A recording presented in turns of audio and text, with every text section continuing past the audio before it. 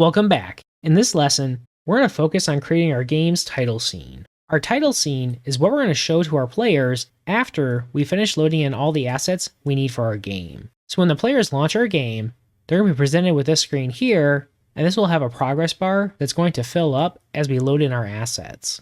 Once everything is ready in the browser, we're going to transition to the scene here. And then from our title screen, we're just going to have a simple text game object with a text click to start that's flashing, and once the player clicks, we'll transition into our game. So now before we dive into our title screen, we're going to talk about how Phaser loads in the assets for our game and how we can connect this to our loading screen here. So by default, when we used one of the built-in templates in Phaser Editor, our basic JavaScript template, this was already set up to load in our assets that we need for a game. And so if we open up our preload.js file, our template was already set up with this editor preload method. This editor preload method calls this.load.pack, and this tells Phaser to load in an asset pack.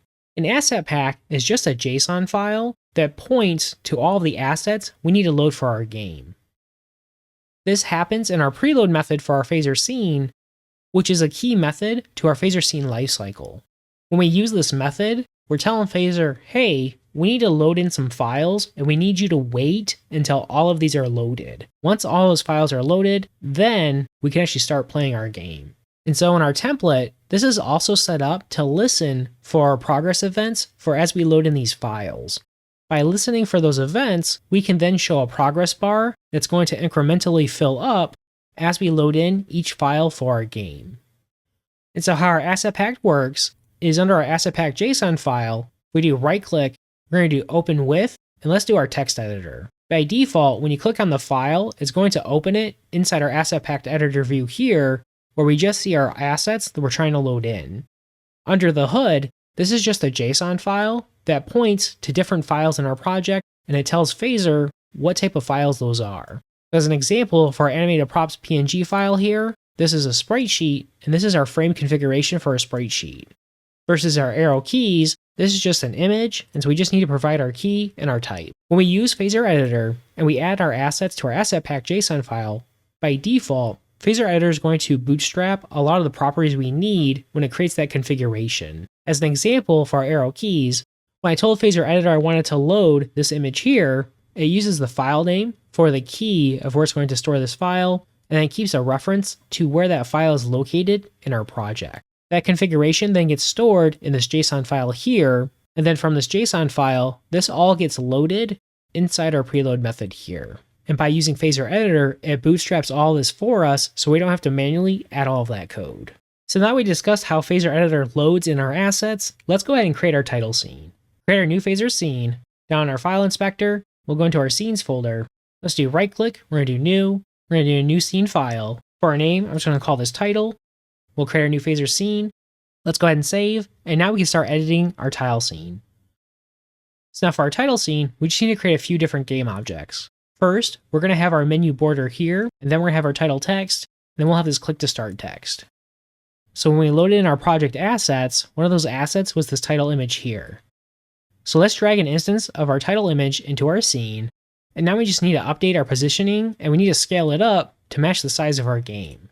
So over in our inspector, under scale, let's scale our X and Y by 4. So now we just need to position our game object in our scene. There's a few different ways we can do this. We can manually drag around our game object. We could enable grid snapping, and now this will lock it to our grid, and now we have more refined points of where we want to position this.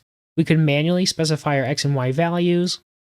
And we can even use Phaser's built-in tools to align our game object based on our border of our scene.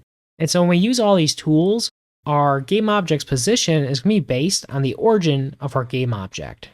By default, most game objects have an origin point of 0.5, which is the center of the game object. There's a few exceptions to this rule, like text game objects, but for the most part, our origin will always be in the center. And so for our UI elements, one of the things I like to do is update our origin to be in the top left-hand corner. And so when we set our origin to be 0, 0, that's going to move our origin to the top left-hand corner of our game object. When we do this, we can now position our game object based on the top left-hand corner of our Phaser scene. So now our position will be 0, 0, and our game object will match that position. So now for our border, we're just going to move this up a little bit. So we're going to set this to be -16, much better.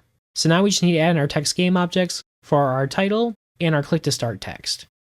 So under our prefabs, let's go to string, we'll drag in our text game object. Let's update our name, we're going to call this title text. So by default, the origin for our text game object is going to be our top left-hand corner. For our game, we're going to do 0.5. That way we can easily center our text in our screen. So to do that, we're going to do align to border, we'll do our center, and then our center. So now for our text, we're going to update our text content.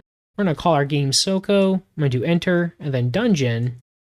And now we can do things like update our font family, our size, and our color. So our font family, I'm going to use our Press Start 2P font that we loaded in. For our font size, I'm going to bump this up to be 48 pixels. And now we want to update our alignment, so we're going to do center. And now we can just update our color. So for our color, I'm going to do D4D 29B. I'm going to copy that and add that to our stroke.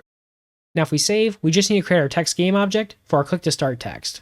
So I'm going to copy our title text. We'll update our name. I'm just going to call this click to start text. So now for this text, we'll do click to start. We'll keep the same font family, but for our size, let's do 24 pixels. We'll keep the same color. Now we just need to update our position. So we'll do 320 for our X, so we're centered, and we'll do 384 for our Y. And so now if we want to test our changes, we need to tell Phaser about our new scene. For this, we need to update our game configuration in our main.js file. So now before we add our code to our game configuration, I'm going to take a moment to switch over to using VS Code. So while Phaser Editor is great for layout and designing our games visually, one of the best integrations it has is its support for using an external IDE for writing your code. Even in the Phaser Editor documentation, they call out that Phaser Editor is focused on providing design tools, and that for coding, they recommend using Visual Studio Code or another editor. And while Phaser Editor does provide an inline editor for us editing our code, it doesn't provide the full suite of tools that would be available inside something like VS Code. It's not for the rest of the course. Anytime I need to add code, I'll be doing it inside VS Code. You can follow along by using the built-in editor in Phaser Editor if you'd like to. And so now to open up our project inside VS Code, in Phaser Editor in the top left-hand corner, we can click on the button to open our project in VS Code. This is going to launch an instance of VS Code, and we're going to see all of our project files that are visible inside Phaser Editor. So now to tell Phaser about our new scene, we first need to import it in. So we're going to do import, we'll do title from our scenes, our title.js file. Now down our game configuration, we're going to copy our line of code where we add in our scene. We're going to call this title. Now we'll reference our title class.